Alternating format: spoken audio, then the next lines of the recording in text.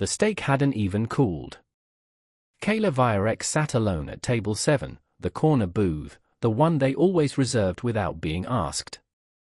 White tablecloth. Single candle. A glass of red wine he hadn't touched yet. The restaurant was full tonight. Not loud. Just full.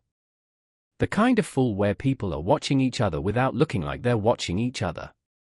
Kayla cut into the fillet slowly. Quiet. Controlled. The way a man cuts into steak when he has nothing left to prove and nowhere else to be. Then the boy appeared. He couldn't have been older than 7. Small. Neat. Dark blazer with the top button done all the way up. He walked straight toward Kayla's table with the kind of confidence that didn't belong on a child's face. He stopped. Looked at the empty chair across from Kayla. Then looked up. "Can I sit with you?" The table next to them went quiet first. Then the one behind it. Kayla set down his fork. He studied the boy's face. Not unkindly. Just carefully. The way you look at something familiar you can't quite place yet. He opened his mouth. No. The word came from behind the boy. Sharp. Clean. Final. Seralia Okonkwo stepped forward in a black dress that didn't move when she did. Heels that clicked once and stopped. Her expression wasn't angry. It was certain. That was worse. "Step back, baby," she said to the boy without looking at him. Her eye stayed on Kayla. The boy didn't move. Hi viewers, have you ever had someone try to keep you away from something and never tell you why? Kayla didn't stand. Didn't raise his voice. Didn't do any of the things a man does when he's been caught off guard. He just looked at Seralia the way you look at someone who used to make sense. The room had gone still. Not library still. Watching still. Someone near the bar already had a phone up. Then 2 more boys stepped into view. Same height. Same blazer. Same expression. 3 of them. Triplets.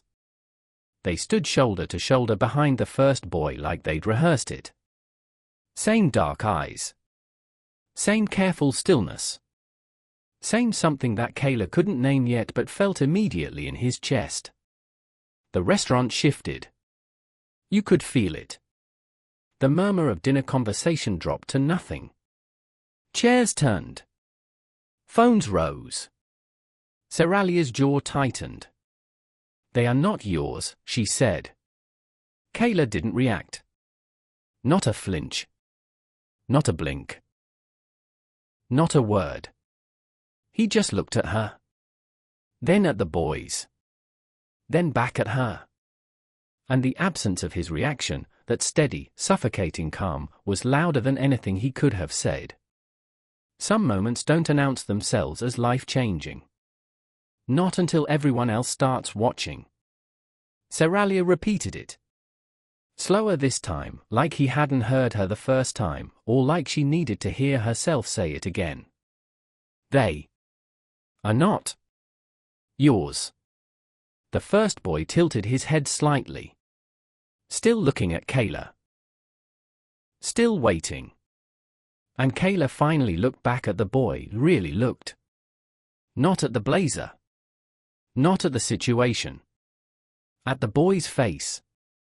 Something in his expression changed. Not much. Just enough. Why was she so certain? Seralia didn't wait for him to ask. She pulled out her phone before Kayla said a single word. Unlocked it. Turned the screen toward him like she'd been holding it ready the whole walkover. DNA results. Clean layout. Clinical font. The kind of document that doesn't care how you feel about it. Kayla didn't take the phone. He looked at the screen from where he sat today. Read it once. The restaurant wasn't pretending anymore. Guests at nearby tables had fully turned their chairs. Someone near the entrance was live-streaming, the little red dot visible even from across the room. Nobody moved to stop it. Seralia kept the phone out. Her arm steady. Her face arranged into something that looked like composure but wasn't. Kayla finally looked up from the screen. Who gave you that? Not, is this real? Not, what does this mean? Just, who gave you that? Seralia blinked. It was small. Quick. But it was there. It came from a certified lab, she said. Third party. Independent. That's not what I asked. When someone you love brings proof instead of trust, the conversation is already over. It ended before the first word, in whatever moment they decided evidence was safer than a question. Seralia lowered the phone. Just slightly. I had no choice, she said. Her voice cracked on the last word. Not dramatically. Just the way voices crack when what you're saying is true and also wrong at the same time. Kayla watched her. The boys hadn't moved. All three stood exactly where they'd stopped. Watching. Waiting. The way children watch adults argue, not scared, not confused. Just absorbing. A woman at the next table whispered something to the man beside her. He shook his head slowly. Seralia straightened her shoulders. I did what I had to do, she said. Louder now. Like the room was part of the conversation. Maybe it was. Kayla picked up his wine glass. Set it back down without drinking. Seralia. She looked at him. Sit. The word was quiet. It wasn't an invitation. It wasn't acceptance. It was the beginning of something else entirely. And something about the way he said it made Seralia pause, because it didn't sound like a man who had lost. It sounded like a man who had just decided what to do next. One of the boys leaned toward the other two and whispered something. The other two didn't respond. They kept watching Kayla. Like they already knew something the room didn't. They Saturday. All three boys on one side. Seralia on the other.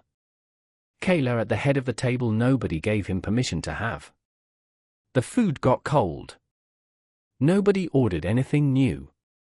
The tension in the restaurant didn't leave, it just settled. Like whether that isn't going anywhere. Guests lowered their phones but kept their eyes. The staff moved slower. One waiter passed the table 3 times without stopping.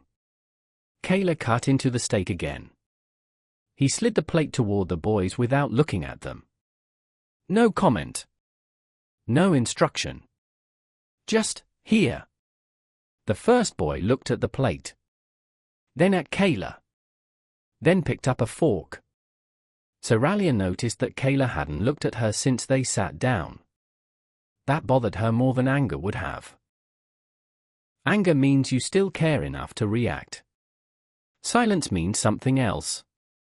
Kayla asked the boys simple questions. Not accusations. Not tests. What's your name? The first boy answered. Clean. Quick. Then Kayla asked the second.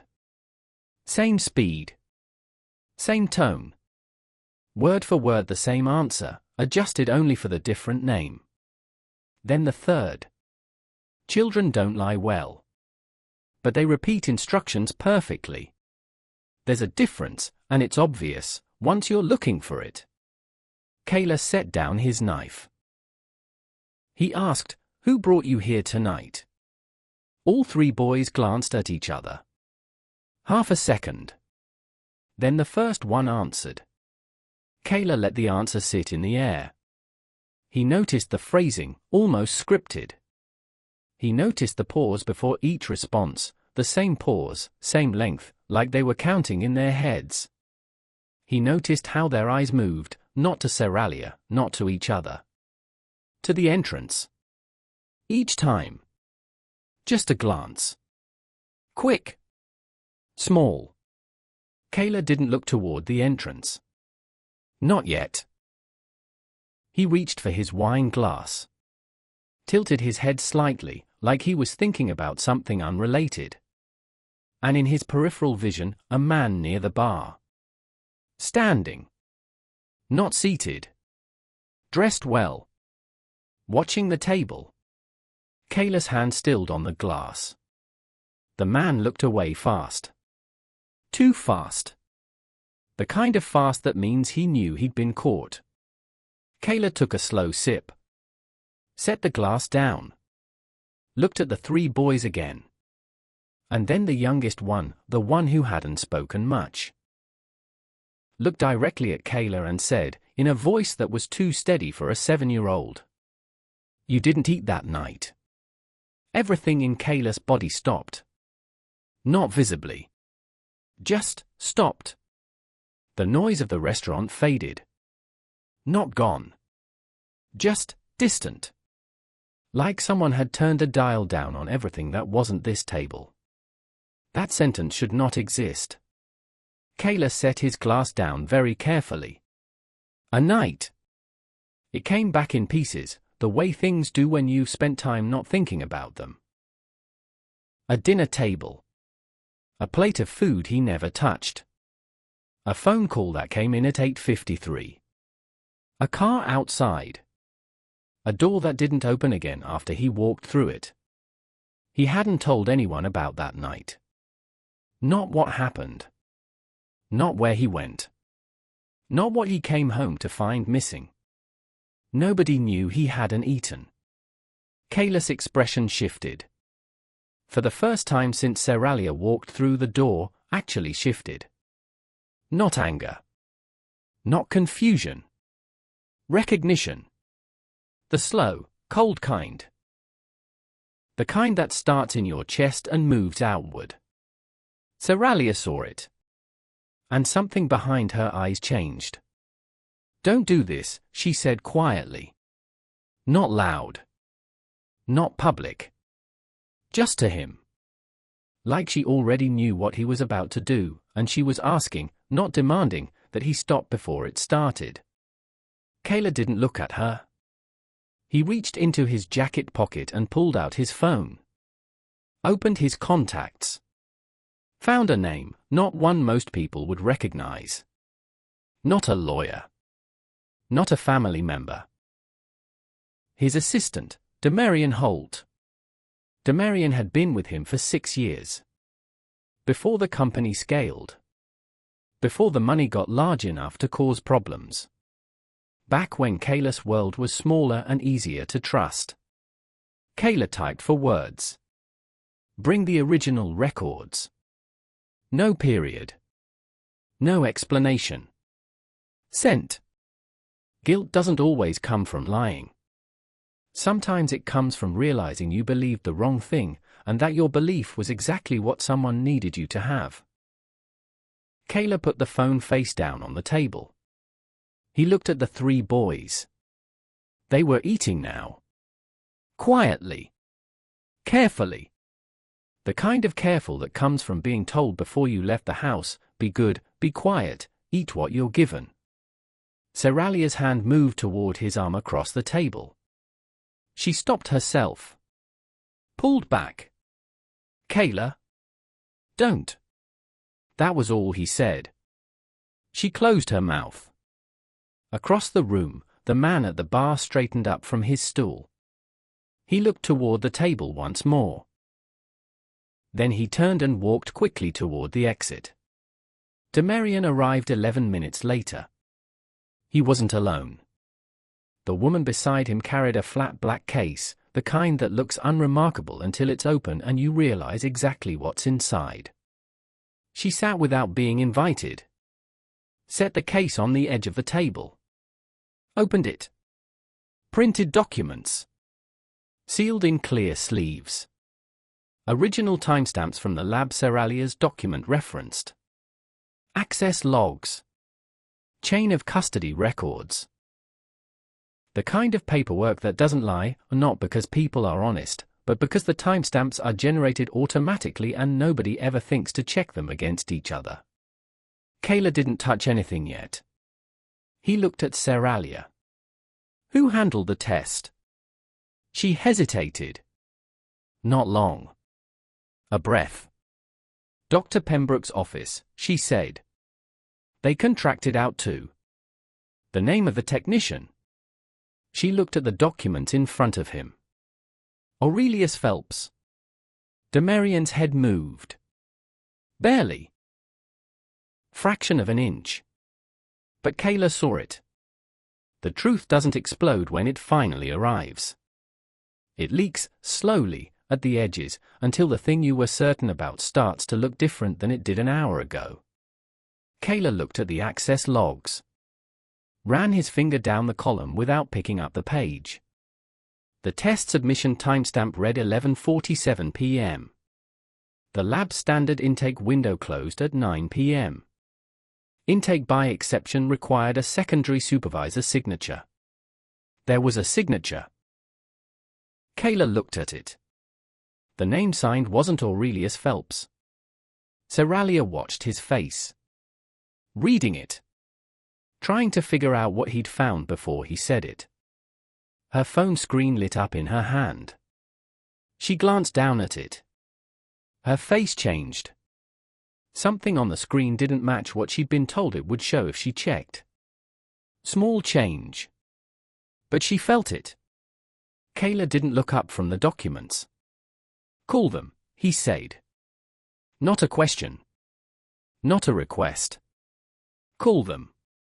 Now. The call connected on the second ring.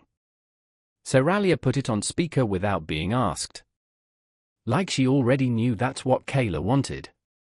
Like refusing wasn't an option she had left. The restaurant had gone quiet again. Different kind of quiet this time. The kind that comes after something has already started and there's no pulling it back.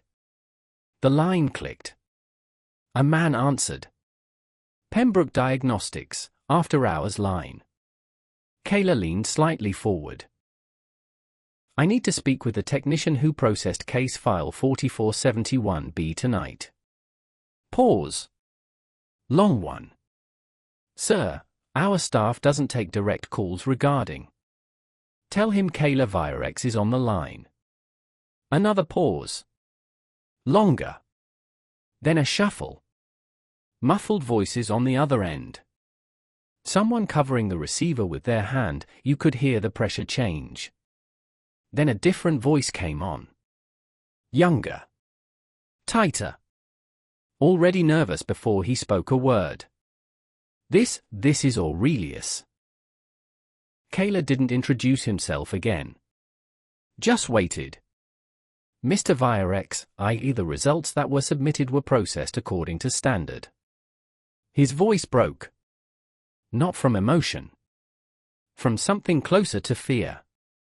He started again. Slower. I processed the sample that was given to me. I didn't have any reason to question. He stopped mid-sentence. Not because he finished the thought. Because someone else spoke. In the background. A man's voice. Low. Controlled. The kind of controlled that comes from practice, not calm. Aurelius. End the call. Seralia's face went white. She knew that voice. Everyone at the table did, except the boys, who just watched. Kayla didn't move. He kept his eyes on Seralia. Waited. Because every second Cornelius Okonkwo stayed on that line, Seralia's uncle, the man who had managed her affairs, her finances, her decisions for the last 3 years, every second was a word he hadn't meant to say. Some betrayals aren't personal. They're strategic. Planned out the way a business plan gets planned, step by step, with a goal at the end of it. Cornelius spoke again. Louder this time. Directly into the phone. There's been a misunderstanding. The documentation was filed correctly. Any discrepancy in the access log is a clerical. You knew about the access log, Kayla said. Silence. Complete. Nobody had told Cornelius about the access log. Nobody on this end of the call had mentioned it. Not once.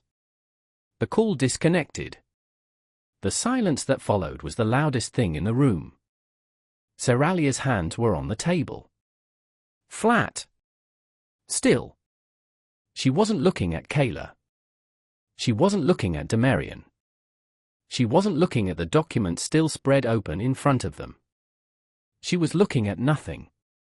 The kind of nothing you look at when everything you were holding onto just rearranged itself into something you didn't expect. The boys had stopped eating. They weren't scared. They were watching Seralia with the same careful expression they'd used on Kayla, that strange, adult patience that didn't belong on their faces. Someone in the restaurant started recording again. Kayla didn't notice. Didn't care. He was watching Seralia. I didn't know, she said. Quiet. Not performing quiet. Actually quiet. The most painful truth isn't being betrayed. It's realizing you helped it happen. That's somewhere back. In the anger, in the silence, in the nights you decided not to ask the question you were afraid of, you handed someone exactly what they needed to use against you. Seralia's jaw moved. She was holding something back. Not tears. Something harder than tears. He told me it was real, she said. He told me the results were clean. He told me. She stopped. Because she could hear herself. And she understood now what all those assurances had actually meant.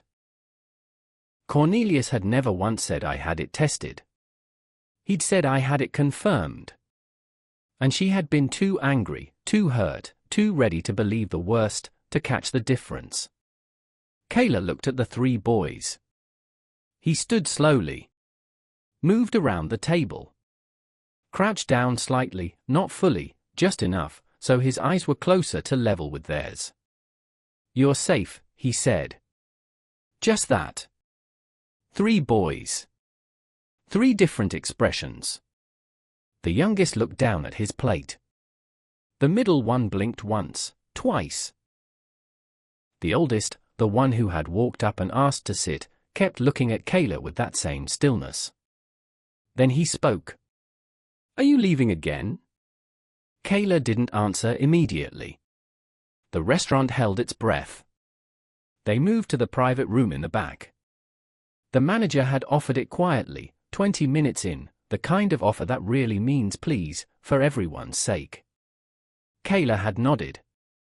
Seralia followed without being asked. The boys stayed at the main table with Demarian. No cameras in the private room. No phones out. No audience. Just two people and the weight of everything that had been said in the last hour. Seralia sat across from him. She didn't cry. She held herself very still the way people do when they're afraid that moving will break something. I thought you abandoned us, she said. That was it. That was the whole sentence. No build-up. No qualifiers. Just the raw center of it. Kayla looked at her for a long moment. I thought you trusted me. Silence. Real silence. The kind that doesn't need to be filled. They had been together for 4 years before the distance started. Before the business travel got longer and the calls got shorter and the space between them filled up with assumptions instead of conversations. Before one bad night, one miscommunication, one unanswered phone, became the story Seralia told herself about who Kayla was. Cornelius had found that story. And built on it. He'd fed it details. Added timestamps. Made the loneliness feel like evidence. Love doesn't end in one moment. It erodes, quietly, over time, until one mistake finishes what distance already started. I should have called you, Seralia said. Kayla didn't argue. I should have asked you directly, she said. Before I went to him. Before any of this. She looked at the table. I was so certain. I know. I wanted to be right more than I wanted the truth. That landed. In the room. In the space between them. Kayla let it sit there. Because that sentence mattered. It was the first true thing she'd said all night that didn't come out of defense or fear. He looked at his hands. Then at her. He almost reached across the table. His hand moved. And stopped. The sound came from the main dining room. A chair scraping fast. Then a voice, Demarian's, low and urgent. Then nothing for 1 second.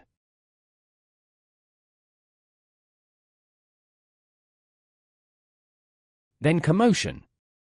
Kayla was on his feet before he thought about it. Through the door. Back into the restaurant where the light seemed too bright now, too sharp. One of the boys was on the floor. The youngest. He'd slumped sideways from his chair without warning. Demarian was kneeling beside him, one hand on the boy's back, the other already reaching for his phone. The other two brothers stood frozen. Not crying. Frozen. The restaurant shifted from audience to chaos in under 10 seconds. Someone called for a doctor. Two people stood and didn't know what to do with their hands. A waiter pushed a table back to make space. Kayla crossed the room. He knelt beside the boy. Checked his breathing. Checked his pulse. Asked Demarian, quietly, fast, what happened. He just went down. No warning. No complaint. Kayla looked at the boy's face. Pale. Still. But breathing. The ambulance took 6 minutes. 6 minutes where Kayla stayed on the floor beside him. One hand resting gently near the boy's shoulder. Not hovering. Not dramatic. Just present. The other two boys moved closer. They stood on either side of Kayla without being told. Seralia came through the door from the private room. Stopped when she saw the floor. Her hand went to her mouth. She watched Kayla. He didn't look up at her. He was focused entirely on the boy. Talking to him softly, telling him it was okay, that help was coming, that he wasn't alone. And that was the moment. Not the DNA results. Not the phone call. Not the access log with the wrong signature. This moment. Truth doesn't just reveal itself in words. It shows up in who stays when everything falls apart. In who gets on the floor. In who doesn't calculate what it looks like before they move. The paramedics came. They stabilized the boy quickly. Dehydration, they said. Possibly a blood sugar drop. Nothing critical. He'd be fine. Seralia exhaled. And then she couldn't hold it anymore. She sat down in the nearest chair and pressed her hands over her face and finally, broke. Not from guilt. Not from embarrassment. From relief. And loss. Both at once. Kayla stood. Looked at her. She looked up at him through everything she'd been carrying since the moment she walked into that restaurant. I still love you, she whispered. The room had cleared enough that only a few people were close. Nobody was recording anymore. Kayla looked at her. For a long time. And then he responded. 3 weeks passed. The video from the restaurant made the rounds the way those videos do, clipped, shared, argued over in comment sections by people who had only seen 40 seconds of a 2-hour night. Some people took Seralia's side. Some took Kayla's. Most just watched and had opinions about people they didn't know. None of that was the story. The story was quieter than that. Seralia held a public statement. Not a video. Not a sit-down interview. Just a written statement, read aloud by her own voice, on her own platform. She named Cornelius. She named the lab. She named every step of what happened, not as a victim, but as someone who had made choices and was now accounting for them. No excuses. No redirecting to what Kayla had or hadn't done. Just the truth, in order, with her name on it. Consequences followed. Legal ones. Professional ones. Cornelius's access to her finances was revoked. The matter went to a family attorney. The boys' actual background, their real story, the one Cornelius had used as a tool, came fully to light and was handled privately, with care. Kayla stood beside Seralia through the legal process. But not with her. There's a difference. They met once more. Private. No lawyers present. Just the two of them in a room that didn't belong to either of their worlds. "I still love you," she said. She'd said it in the hospital. She said it now. Kayla nodded. Slowly. "I know." He meant it. That was the thing, he meant every word of what came next, too. But love isn't enough without trust. And trust isn't something I can rebuild alone. Seralia didn't argue. She had known, somewhere, since the private room in the restaurant. Maybe before. They chose something harder than ending it clean. They chose co-parenting. Respect without closeness. Communication without history. Showing up for the boys, together, without pretending the other things hadn't happened. Some people called it maturity. Some people called it heartbreaking. Both were right. Some endings aren't failures. They're just boundaries. Lines drawn not out of anger but out of self-knowledge. Out of understanding what you need and being honest enough to say it even when it costs you something real. The last scene didn't happen in public. It was a Saturday afternoon. Quiet neighborhood block. The three boys running ahead on a sidewalk. The youngest. The one who'd collapsed, who was fully fine now, full of energy and noise, turned around and called back. Kayla was a few steps behind. The boy stopped. Waited for him to catch up. Then looked up at him with those same dark eyes. That same familiar stillness. "Can I sit with you?" Kayla looked at him. And smiled. Tired. Real. Always. He didn't lose his family. He lost the future he thought he had. And that's the part nobody talks about, how you can grieve something that still exists. How love can survive and still not be enough to rebuild the same house. How some people teach you the most about yourself not by staying, but by showing you clearly where you end and where they begin. The boys ran ahead again. Kayla watched them go. And kept walking. That's the full story, all 10 chapters complete.